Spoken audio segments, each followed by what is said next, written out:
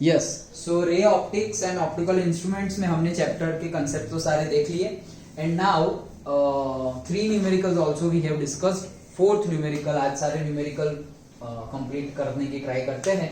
Example 9.4 देखते हैं, क्या बोल रहे हैं। Suppose while sitting in a parked car, मतलब एक कार है लेकिन वो चल नहीं रही है, रेस्ट पोजीशन में है, पार्किंग में है। Okay, you notice a jogger approaching towards you in the side view mirror. तो यहां से सिर्फ हमें टेक अवे पॉइंट कौन सा है, साइड व्यू मिरर, और हमें पता है साइड व्यू मिरर कौन सा होता है, कॉन्वेक्स होता है। यस, सो हमें पता है कि कॉन्वेक्स मिरर गिवन है। डन। ओके, गिवन में क्या है, एक कॉन्वेक्स मिरर गिवन है। दूसरा, उसकी रेडियस है 2 मीटर। ओके, तो उसकी रेडियस गिवन है, मतलब फोकल लेंथ भी मिल गई। दोनों के रिलेशन हमें पता है कि भाई focal length is equals to r/2।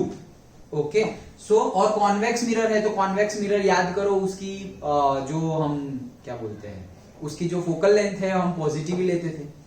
Convex कैसे होगा, जैसे कि ये कॉन्वेक्स लेंस है, करेक्ट, ये कॉन्वेक्स लेंस है, तुम्हारा ऑब्जेक्ट यहां है तो ऐसे बनेगा ना, ऐसे बनेगा। तो ये तुम्हारा पोल है, पोल है तो पोल से तुम पॉजिटिव साइड जाओगे, तो कॉन्वेक्स के लिए पॉजिटिव ही था। डन।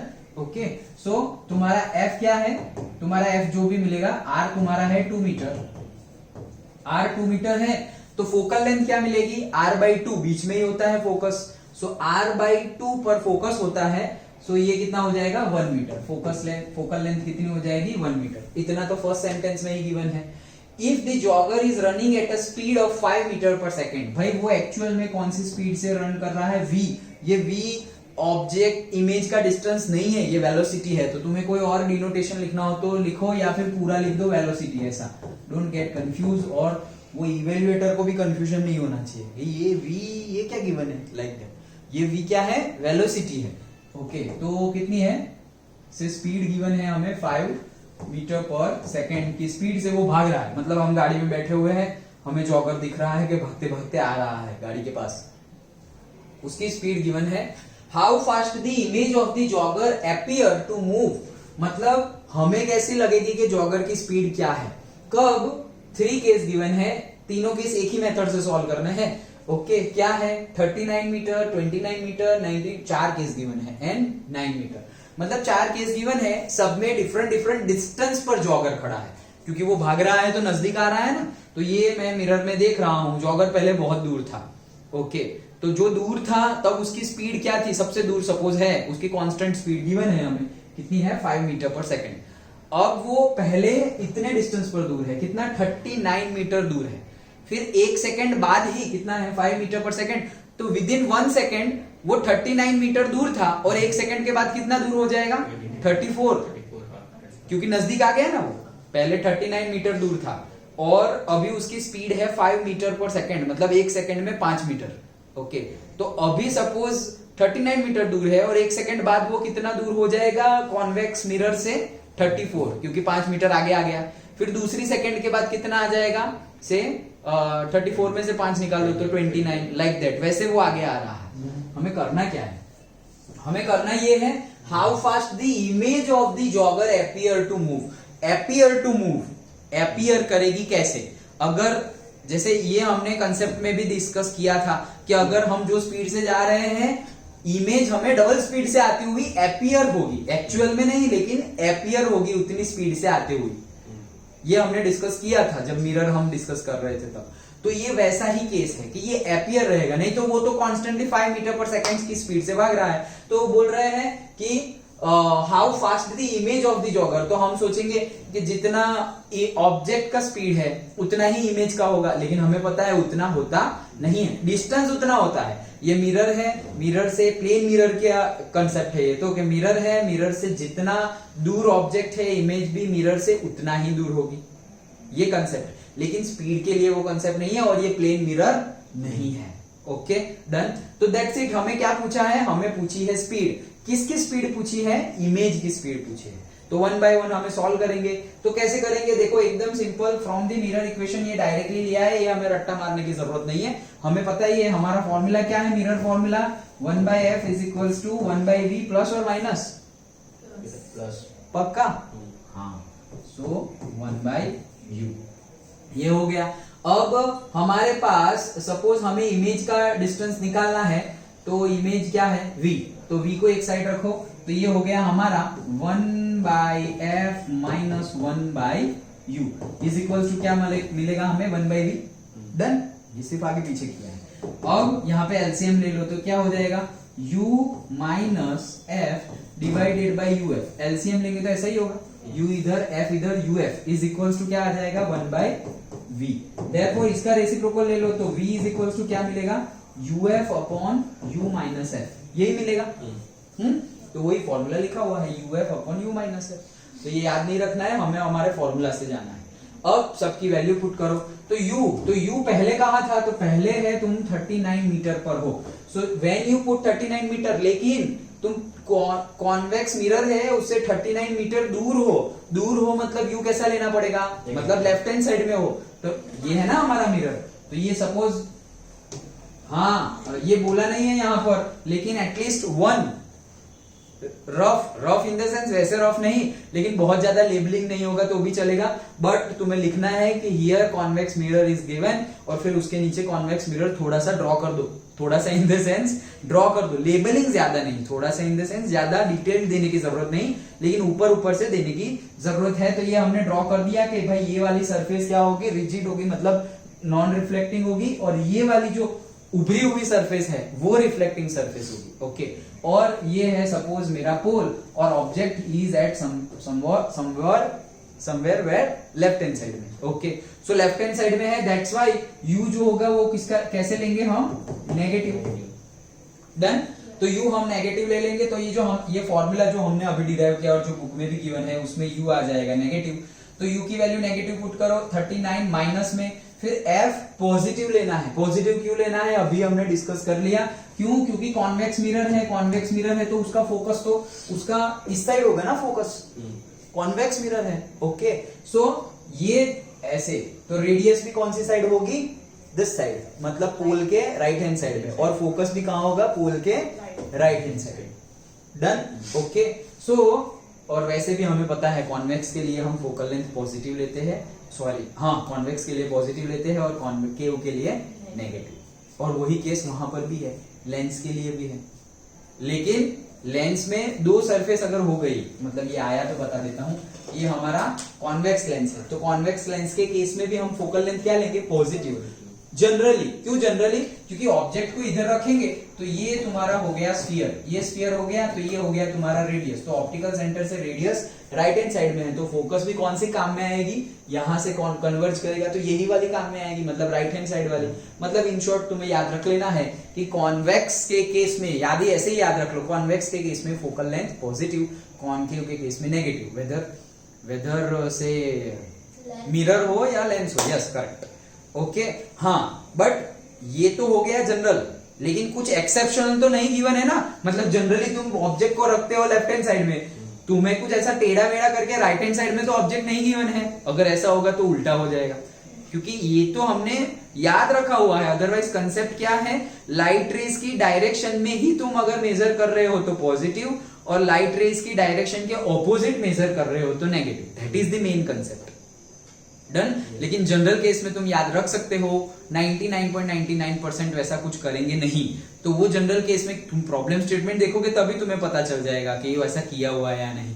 सो वैसे जनरल केस में क्या है, कॉन्वेक्स के लिए focal length positive, that's it. Okay, फिर अभी जैसे कि हम दो सरफेस की बात करें, तो अगर मैं ये सरफेस की बात कर रहा हूं तो पॉजिटिव आएगा, लेकिन ये सरफेस की बात करूं तो वो सरफेस तो ये स्फीयर का पार्ट होगा, तो वो स्फीयर तो फिर left hand side, optical centre के लेफ्ट हैंड साइड, तब नेगेटिव लेना पड़ेगा।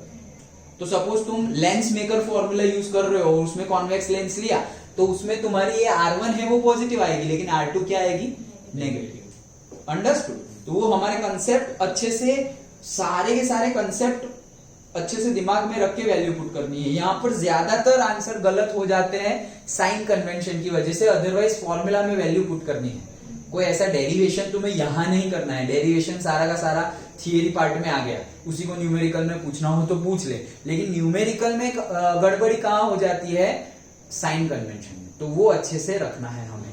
ओके, चलो, सो ये वैल्यू पुट कर दी 1 मीटर पॉजिटिव पुट की, क्योंकि कॉन्वेक्स मिरर है। देन नीचे, तो नीचे क्या है मेरा u माइनस एफ, तो पहले u लिखो -39 माइनस माइनस एफ पॉजिटिव ही लिखना है, दैट इज 1। तो दैट्स इट। इसका सॉल्यूशन करेंगे तो ऊपर भी माइनस नीचे भी माइनस, तो वो प्लस हो जाएगा। तो final answer is 39 divided by 40 meter. ये क्या है? इमेज का distance when object is at 39 meter, the image say v will be at say 39 by 40 meter. Done. अगर ऑब्जेक्ट तुम्हारा पोल से 39 मीटर दूर है तो सोचो इमेज कहां है। जस्ट सी दिस, इमेज का डिस्टेंस क्या आया? 39 by 40 meter, not even 1 meter. 1 meter भी नहीं आया। ओके तो भले ही बहुत दूर हो ऑब्जेक्ट, भले ही बहुत दूर हो, लेकिन इमेज तो हमें नजदीकी दिखेगी। ये प्लेन मिरर नहीं है कि उतने ही डिस्टेंस पर दिखे। डन। नहीं तो फिर कॉन्वेक्स मिरर रखने का फायदा क्या है? प्लेन मिरर ही नहीं चिपका देते। महंगा भी नहीं होता, कितना महंगा आता है हेडलाइट हमारा ये रियर व्यू मिरर कार का, तो प्लेन मिरर ही लगा दो। वो आईना होता है वो हमारा, वो थोड़ा इतना महंगा आता है, इतना महंगा in the sense convex mirror जितना महंगा थोड़ी आता है plane mirror. Understood? Okay so this distance ये मिल गया। अब देखो ये मिल गया, अब हम बोलेंगे कि 1 सेकंड खत्म हो गई, मतलब जब स्टार्ट किया ये डिस्टेंस था, इमेज का ये डिस्टेंस था। अब 1 सेकंड के बाद, तो 1 सेकंड के बाद ऑब्जेक्ट की स्पीड हमें पता है 5 मीटर पर सेकंड। तो आफ्टर 1 सेकंड ऑब्जेक्ट कहां पहुंच गया है? 39 है, उसमें से मतलब -39 है। ओके और उसमें से वो आ रहा है नजदीक, मतलब माइनस कम हो जाएगा। कितना नजदीक आ रहा है? 5 मीटर पर सेकंड। 1 सेकंड के लिए गिन रहे हैं तो 5 मीटर डायरेक्टली हम ले सकते हैं। तो ये कितना हो जाएगा? -34 मीटर पर आ जाएगा वो। पहले देखो नेगेटिव में है, ये 0 है और यहाँ पर तुम्हारा है -34, तो इधर जाओगे तो -39 आएगा ना। पहले यहाँ है और 1 सेकंड के बाद वो वहां पहुंच गया। क्यों? क्योंकि हमारी तरफ आ रहा है, हम गाड़ी में बैठे हुए। डन। तो अब ऑब्जेक्ट का डिस्टेंस 1 सेकंड बाद ऑब्जेक्ट का डिस्टेंस क्या हो गया? -34 मीटर। डन। अब सेम फॉर्मूला लगा दो, यही जो हमने निकाला है फ्रॉम द मिरर फॉर्मूला, और जो हमारा uf divided by u minus F है। अब u की जगह -39 नहीं रखेंगे अब u की जगह -39 नहीं रखेंगे, क्या रखेंगे? -34। फोकल लेंथ तो सेम ही रहेगी और सारी वैल्यू पुट करेंगे, मतलब u और f की वैल्यू पुट करेंगे। तो अब मुझे v क्या मिल रहा है वो चेक करो, क्योंकि अब तो ऑब्जेक्ट नजदीक आ गया है, तो इमेज भी नजदीक आई क्या? देखते हैं। देखो तो यहां पर किया है या नहीं किया है? हाँ किया है। Since the jogger moves at a constant speed of this, after 1 second the position of the image will be say 35 by 34 by 35 meter. पहले कितना था? 39 by 40 मीटर थी डिस्टेंस इमेज की पोल से, लेकिन अभी कितना है? 34 by 35। तो अभी भी 1 नहीं हुआ है, लेकिन कम तो हुआ है। क्यों पता चला? क्योंकि ये वो नंबर कम हो गया ना, वो 39 by 40 था और ये 34 by 35। ओके तो कम तो हुआ है। अब ये इमेज का डिस्टेंस अभी का है, तो पहले था 39 by 40, अब हो गया 34 by 35। तो ये कैसे इमेज कैसे नजदीक आ गई? क्योंकि 1 सेकेंड में अगर ऑब्जेक्ट नजदीक आया तो इमेज भी थोड़ा तो नजदीक आएगी ही। ओके तो 1 सेकेंड में अगर 39 से 34 हो रहा है तो उसकी हमने स्पीड बोल दी कि ऑब्जेक्ट की स्पीड क्या है? 5 मीटर पर सेकेंड, क्योंकि 39 से 34 पे आ गया वो। डन। तो वैसे ही इमेज की स्पीड भी यहां से मिल जाएगी। क्या कि पहले इमेज कहां पर था? 39 by 40 पे, और बाद में कहां पर आ गया? 34 by 35 पे। बाद में मतलब क्या? 1 सेकेंड के बाद में। तो बस 1 सेकेंड के बाद मतलब पर सेकेंड ही है, तो दिस माइनस दिस कर दो, तो जितना डिस्टेंस तुम्हें मिलेगा उतना डिस्टेंस उसने ये 1 सेकेंड में ट्रैवल किया। किसने? इमेज ने, क्योंकि ये इमेज का डिस्टेंस है ना। कंसेप्ट समझ में आ रहा है? क्या हम बोल रहे हैं कि ऑब्जेक्ट 1 सेकेंड में 5 मीटर आगे बढ़ रहा है, तो इमेज भी आगे बढ़ेगी। तो पहले हमने इमेज ऑब्जेक्ट के 2 डिस्टेंस हमें गिवन है, से पहला था 39, फिर दो डिस्टेंस, मतलब इसकी बात नहीं कर रहा हूं 29 की, उस पर तो अभी आया ही नहीं। अभी हम पहला ही केस देख रहे हैं। पहले 39 मीटर दूर था, अभी उसकी स्पीड कितनी है? 5 मीटर पर सेकेंड।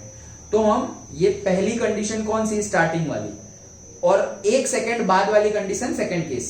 ओके तो आफ्टर 1 सेकेंड वो जो u था जो -39 था वो अभी हो गया -34, क्योंकि 1 सेकेंड में वो नजदीक आ गया, तो इमेज भी नजदीक आ जाएगी, तो उसके लिए भी हम गिनते हैं। तो 1 सेकेंड पहले केस 1 के लिए इमेज कहां थी, तो 39/40 मीटर। 1 सेकेंड बाद इमेज कहां मिली वो भी हमने सेम फॉर्मूला से गिन ली, यहां पर दिखाई नहीं है लेकिन सेम फॉर्मूला में ही वैल्यू पुट करनी है। सो कितना आ जाएगा 34/35 मीटर, इतना आगे आ गया। तो अगर ऑब्जेक्ट 39 से 34 पे आ गया 1 सेकेंड में, तो उसका डिफरेंस 39 - 34, तो उसका डिफरेंस आया क्या 5, तो उसकी स्पीड कितनी कहलाई 5 मीटर, लेकिन 1 सेकेंड में मतलब 5 मीटर पर सेकेंड। तो वैसे इमेज के लिए भी बोल दो कि 39/40 माइनस अब कहां है 34/35, वो जो डिस्टेंस आएगा उतना ही डिस्टेंस उसने ट्रैवल किया है, कितने में 1 सेकेंड में, तो वो माइनस करेंगे तो हमें इमेज की स्पीड मिल जाएगी, पक्का श्योर। और यहाँ पे कोई कंफ्यूजन नहीं है ना, ये वैल्यू तो डायरेक्टली फॉर्मूला में वैल्यू पुट करेंगे। ये f है तुम्हारा 1, ओके, इंटू यू तुम्हारा अब आएगा माइनस में 34, और यहाँ पे u आएगा तुम्हारा माइनस में 34 और माइनस, और f आएगा तुम्हारा क्या 1, डन। यहाँ पे ओके सिंपल वैल्यू पुट करोगे तो ये क्या आ जाएगा -34/-35 माइनस माइनस प्लस, तो आ गया ना 34/35, डन। ओके तो ये तो हो गया हमारा कि केस 1 में इमेज कहां थी और केस 2 में इमेज कहां थी। अब जैसे कि ऑब्जेक्ट के डिस्टेंस का माइनस कर दिया 1 सेकंड में, तो हमें पता चल गया उसकी स्पीड 5 मीटर पर सेकंड है, वो तो गिवन ही थी, तो इमेज की स्पीड अभी हमें पता चल जाएगी, माइनस कर लो। तो क्या करेंगे, अभी हमारा स्टेप क्या है 39/40 पहले था और अभी कहां है 34/35, इसका सॉल्यूशन एलसीएम, सिंपल एलसीएम लेना है, ओके। और जो भी तुम्हारा डिस्टेंस मिलेगा उतना डिस्टेंस इमेज ने 1 सेकंड में ट्रैवल किया, तो तुम्हें इमेज की स्पीड मिल गई। जब तुम्हारा ऑब्जेक्ट यहां पर था तब तुम्हारी ऑब्जेक्ट की स्पीड कितनी थी 5 मीटर पर सेकंड, और इमेज की स्पीड कितनी थी, मिल गई, इतनी थी। ये जो आंसर आएगा वो पर सेकंड, सिंपल है, पता चला, ओके दैट्स इट। चिराग पता चला ना, हाँ। सो देखो ये कर दिया 39/40 माइनस 34/35, तो सिंपल एलसीएम लेके कैलकुलेशन कर दिया, तो आंसर आ गया हमारा कितना 1/280 मीटर। इतना दूर है अब इमेज, पहले इमेज कितना, देखो अभी इमेज ने 1 सेकंड में कितना डिस्टेंस ट्रैवल किया 1/280 मीटर डिस्टेंस ट्रैवल किया, बहुत कम डिस्टेंस है लेकिन किया तो सही। 1/280 डिस्टेंस मतलब 0.000 पे आएगा ये तो, ओके। तो 1/280 मीटर डिस्टेंस ट्रैवल किया 1 सेकंड में, तो भले ही कम तो कम लेकिन तुम्हें स्पीड तो मिल गई। कितनी स्पीड है 1/280 डिवाइडेड बाय 1 सेकंड, तो एक्चुअल में स्पीड कितनी आई 1/280 मीटर पर सेकंड, इमेज की स्पीड मिल गई। यही तो फाइंड करनी थी कि तुम्हारा इमेज कितने फास्ट मूव करता है। तो जब तुम्हारा ऑब्जेक्ट 39 मीटर पर था तो तुमने इमेज की स्पीड निकाल ली कि इस टाइम पर इमेज की स्पीड आया 1/280 मीटर पर सेकंड, डन। वैसे ही अब दूसरा केस, तो वो दूसरे केस में ऑब्जेक्ट कहां आ गया है 29 मीटर पे, सारी कैलकुलेशन डिक्टो सेम। क्या करेंगे, यही फॉर्मूला में पहले u इज इक्वल्स टू -29, तो हमें एक आंसर मिलेगा, डन। वो जो आंसर मिला है वो क्या है v for the first case. अच्छा फिर अब हम क्या करें, तो ऑब्जेक्ट की स्पीड तो 5 मीटर पर सेकंड है, तो अब ऑब्जेक्ट कहां पर, दूसरा u क्या लेंगे, अब u माइनस दूसरा क्या लेंगे 29 में से 5 निकाल दो 24, तो पहले यहां पर -29 पुट करके हमारा एक आंसर आएगा, फिर दूसरी बार -24 पुट करके वो दूसरा आंसर आएगा। वो जो दो आंसर है वो किसके है, इमेज के है, तो उतना ही डिस्टेंस ट्रैवल किया है 1 सेकंड में इमेज में। तो पहले केस में जो इमेज का डिस्टेंस मिला से मान लो इमेज मतलब से v1, और दूसरे केस में जो इमेज का डिस्टेंस मिला मतलब से v2, तो v1 माइनस v2 कर लो, उतना इमेज ने डिस्टेंस ट्रैवल किया 1 सेकंड में, दैट्स इट। अभी जो किया सेम डिक्टो मेथड, कोई चेंज नहीं, नो चेंज, सिर्फ 39 की जगह यहां पे क्या आ जाएगा 29, दैट्स इट, ओके। तो उस केस में अगर हमने स्पीड निकाली इमेज की, जैसे अभी आई 1/280, तो वो सेकंड केस लेंगे तो कितनी आएगी, तो वो यहां पर गिवन होगी, कितनी आ रही है। Similarly it can be seen for this this this this सबके लिए, तो ये आ गई 1/150 मीटर पर सेकंड, देखो बुक में न्यूमेरिकल छोटा सा लग रहा है लेकिन है लेंथी। ये तुम्हें 1 2 3 और वो पहला वाला 4 केस करने हैं, सेम मेथोडोलॉजी, ऐसे करते ही जाना है करते ही जाना है, कोई नया कंसेप्ट नहीं, वही चीज लेकिन लेंथी है वो। ओके, तो डोंट गेट, मतलब जब देखने हाँ ये तो आता है but at the same time तुम्हें नीट और क्लीन लिखना है, at the same time speed fast रखनी है। नहीं तो बहुत बार ऐसा होता है कि स्टूडेंट को बहुत कुछ आता होता है लेकिन 100% एफर्ट नहीं दे पाते, मतलब पूरा पेपर नहीं लिख पाते। ओके, क्योंकि फिजिक्स में कैलकुलेशन बड़ी है और जीएसईबी में कैलकुलेटर अलाउ है, सीबीएसई में नहीं है। So prepare your mind and practice accordingly. बड़ी बड़ी कैलकुलेशंस होगी वो तुम्हें फटाफट करनी आनी चाहिए, फिर तुम आराम से, गलती नहीं होनी चाहिए, हाँ तो नहीं होनी चाहिए लेकिन वो गलती नहीं होनी चाहिए भी, फास्ट स्पीड से करना है। Okay, understood. तो प्रैक्टिस वैसे करना, नहीं तो ऐसा कभी नहीं हो। तुम्हें पता ही है कि क्या प्रॉब्लम आने वाली है तो उसके लिए प्रिपेयर रहो।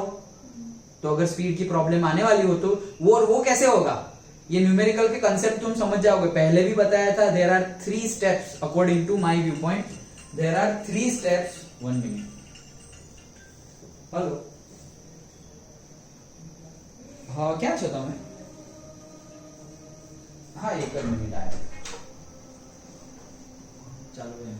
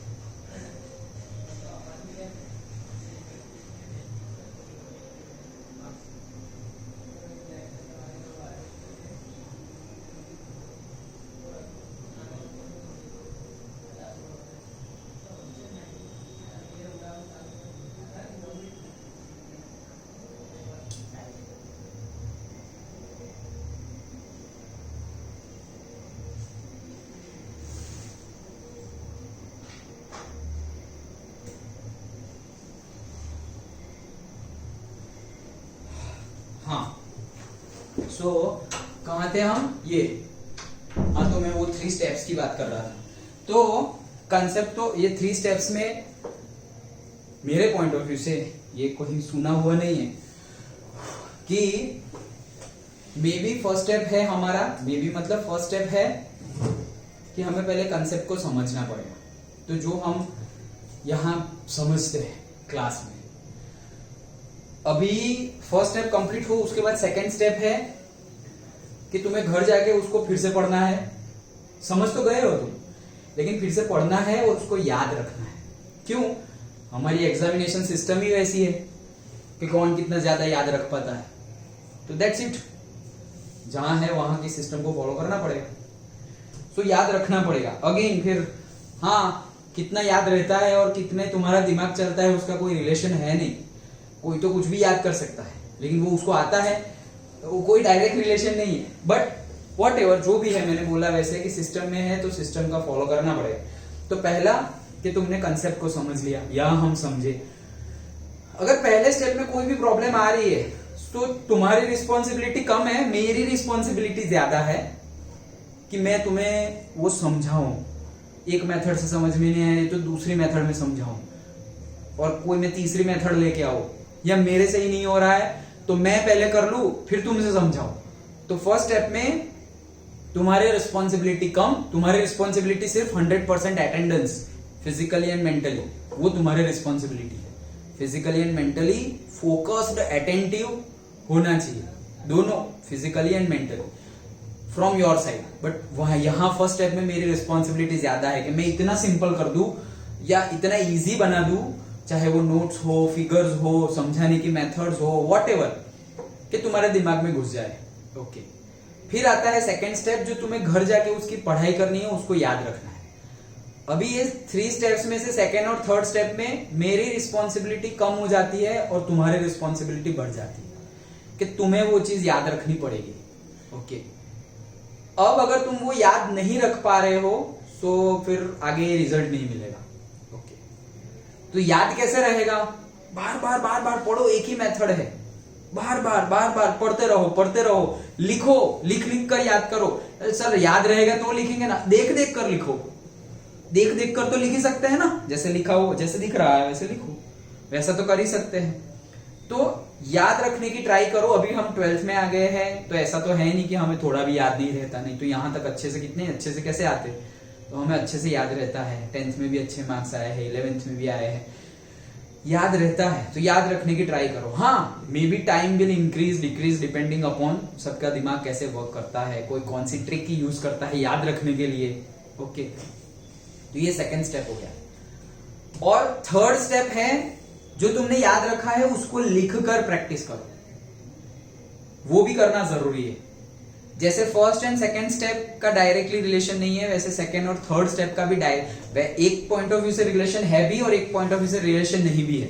मतलब अगर तुम्हें जो डायरेक्टली, अगर तुम थर्ड स्टेप पे चले गए, पहला और सेकंड को स्किप करके, समझा भी नहीं, याद भी नहीं रखा और तुम एग्जाम देने जा रहे हो, तो फिर ऑब्वियसली नहीं आएगा। क्यों? क्योंकि नहीं समझा है, नहीं याद रखा। अगर तुमने फर्स्ट स्टेप स्किप किया और डायरेक्टली सेकंड पे चले गए तो वो याद रखने में टाइम ज्यादा जाएगा। विदाउट समझे अगर तुम सेकंड स्टेप पे चले गए तो याद रखने में, एक थियरी याद रखने में मे बी तुम्हें 20 मिनट्स लगती है, तो वो याद रखने में तुम्हें 1 घंटा लग जाएगा एक ही थियरी पे। ओके, क्यों? क्योंकि विदाउट अंडरस्टैंडिंग तुम याद रखने की ट्राई कर रहे हो। जैसे अभी मैं तुम्हें एक पैराग्राफ दे दूं जो चाइनीज में लिखा है, तो तुम लगे रहोगे, याद तो कर लोगे लेकिन टाइम ज्यादा लगेगा। लेकिन वही मैं अगर इंग्लिश में दूं तो बहुत कम टाइम लगेगा, और मे बी मदर टंग में दूं तो शायद उससे भी ज्यादा या उतना ही टाइम लगे। Okay, so that depends. क्यों? क्योंकि हमारी अपब्रिंगिंग के हिसाब से वो हमें याद रहता है एंड ऑल, तो उसके ऊपर प्रैक्टिस करनी पड़ेगी। तो सेकेंड और थर्ड स्टेप, कोई भी स्टेप को तुम स्किप नहीं कर सकते। अगर फर्स्ट को स्किप किया तो भी टाइम कंज्यूमिंग एक्टिविटी है, फर्स्ट सेकंड दोनों को स्किप किया तो रिजल्ट कैसे होगा ही नहीं कुछ। ओके, और अगर तुम पहला स्टेप कर रहे हो और सेकंड और थर्ड नहीं कर रहे हो तो भी रिजल्ट नहीं आएगा। सिर्फ समझने से कुछ नहीं होगा, वो तो अंडरस्टैंडिंग है, तुम्हारा इंटेलेक्ट कितना काम चलता है वो है, वो अच्छी बात है, लेकिन उसके बाद हम सिस्टम के पार्ट है, तो हमें याद रखना भी पड़ेगा और याद रखा हुआ लिखना भी पड़ेगा। तो सिर्फ फर्स्ट स्टेप भी नहीं चलेगा, सिर्फ फर्स्ट और सेकंड स्टेप भी नहीं, सर समझ लिया, याद भी रह गया, लेकिन लिखकर प्रैक्टिस नहीं की, तो फिर डायरेक्टली तुम लिखोगे कब? एग्जाम में। तो गलती होने के चांसेस भी कहां है? एग्जाम में। तो इससे अच्छा है उससे पहले एक बार प्रैक्टिस कर लो, लिख लो, तो जो गलती होगी वो एग्जाम में ना होके कोई भी बुक में, सेल्फ स्टडी में, टेस्ट में हो जाएगी। सो जो तुम स्कूल में एग्जाम दे रहे हो, यहां पर टेस्ट दोगे, तो ये सबका गोल क्या है कि तुम वो गलती जो करने ही वाले हो, पक्का ही है, वो बोर्ड में ना करके यहां कर लो, सो दैट बोर्ड में ना करनी पड़े और बोर्ड में हमारा अच्छा रिजल्ट है। सो ये सारे चीजें याद रखना, कोई भी स्टेप स्किप नहीं करना है, और अभी टाइम को अच्छे से इन्वेस्ट करो, कहीं पर भी थोड़ा भी टाइम वेस्ट नहीं होना चाहिए। अब सब कुछ भूल जाओ और सिर्फ पढ़ाई पढ़ाई पढ़ाई पढ़ाई पढ़ाई, दैट्स इट। लास्ट 1.5 और से 2 मंथ आर देयर। ओके, चलो। सो ये हमने जो भी प्रोसीजर फॉलो की वैसा 29 मीटर के लिए भी फॉलो करेंगे, वैसा फिर से 19 मीटर के लिए भी फॉलो करेंगे, और वैसा 9 मीटर के लिए भी फॉलो करेंगे। तो हर बार हमें इमेज की स्पीड मिलेगी। तो पहली बार हमें इमेज की स्पीड मिली थी 1/280 मीटर पर सेकेंड, दूसरी बार स्पीड मिली 1/50 मीटर पर सेकेंड, देखो स्पीड बढ़ी। तीसरी बार स्पीड मिली हमें 1/60 मीटर पर सेकेंड, और बढ़ी, नजदीक आ रहा है तो स्पीड और बढ़ रही है, और लास्ट में हमें speed milli 1/10 metre per second respective. That's it, वही फाइंड करनी थी, हो गया ये हमारा न्यूमेरिकल। पढ़ लेते हैं conclusion. Although the jogger has been moving with a constant speed, jogger तो कांस्टेंट स्पीड से मूव कर रहा है, लेकिन इमेज की स्पीड कांस्टेंट नहीं है। The speed of his or her image appears to increase substantially as he or she moves closer to the mirror. This phenomenon can be noticed by any person sitting in a stationary car or a bus. In case of moving vehicles, a similar phenomenon could be observed if the vehicle in the rear is moving closer with a constant speed. तो अगर जो vehicle है, गाड़ी मतलब जो पीछे है, if the vehicle in the rear मतलब जो मिरर में जो दिख रहा है पीछे व्हीकल, वो भी अगर कांस्टेंट स्पीड से आ रहा है, ऐसा नहीं है कि जॉगर ही हो, अगर कोई आ रहा है मूविंग कार, ओके, मतलब ये भी चल रहा है और पीछे वाली भी चल रही है, तो भी हमें ऐसा लगेगा पीछे वाली फास्ट में आ रही है। ऐसा अगर कांस्टेंट स्पीड से आ रही है, फास्ट में तो नहीं आ रही, तो भी वो मिरर में हमें क्या लगा, अरे आके ठोक दिया, अबे बच गए हो, नहीं ठोका है, अभी इतनी फास्ट नहीं आ रही है, लाइक ओके डन। तो ये था हमारा कौन सा, फोर्थ, ओके।